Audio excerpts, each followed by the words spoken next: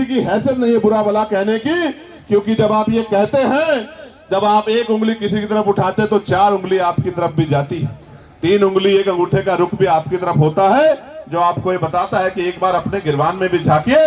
जो लोग 10% आर्थिक आधार पर आरक्षण लेते हैं, संविधान के विरोध में जो आया है, वो भी आरक्षण पे सवाल खड़ा कर सकते हैं। किस आधार पे? किस आधार पे? जो लोग सदियों से आरक्षण का लाभ लेते आ रहे हैं, तमाम संस्थानों पे काबिज हैं, जिन्होंने कमजोर वर्गों के लोगों को उनकी दुख तकलीफों के बाद, उनके भूखे पेट के बाद, जब उनकी बच्चों को तन ढकने का अधिकार नहीं था, जिन्होंने उनके आंसुओं के बाद भी, जिनके मुंह से एक शब्द भी हाय का भी नहीं निकला कि इनके साथ गलत हो रहा है, वो हमसे सवाल कर रहे हैं। नहीं, आपको कोई अधिकार नहीं सवाल करने का।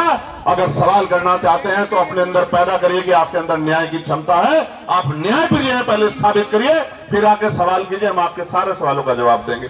प्यारे साथियों, आरक्षण क्या जाति के आधार पर मिलता है? आरक्षण क्षेत्र के आधार पर भी मिलता है। आप जाके देखो, जम्मू कश्मीर में आरक्षण क्षेत्र के आधार पर मिलता है। आप जाके देखो, हिमाचल में आरक्षण क्षेत्र के आधार पर मिलता है। आप जाके देखो, उत्तराखंड में आरक्षण क्षेत्र के आधार पर मिलता है। कौन कहता है जाति के आधार पर मिलता है?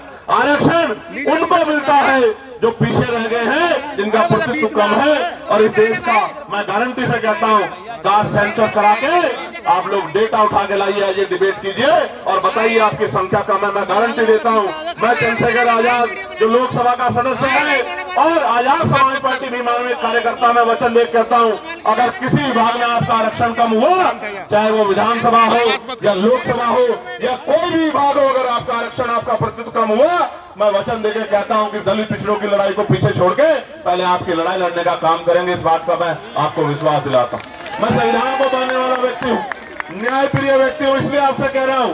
तो मगर सच का सामना तो करना ही पड़ेगा। इस देश में अगर आरक्षण आया सबसे पहले तो 1902 में आया, जिसको छत्रपति साहू जी महाराज ने लागू किया, किसी और ने लागू नहीं किया।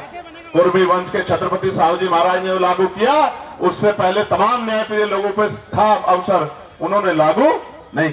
इस देश में अगर वोटिंग राइट मिला, इस देश के बहुसंख्यक लोगों को, बालिग लोगों को वयस्क मताधिकार मिला, सार्वभौमिक मताधिकार मिला, इसका श्रेय अगर किसी को जाता है तो वो बाबा साहब अम्बेडकर को जाता है।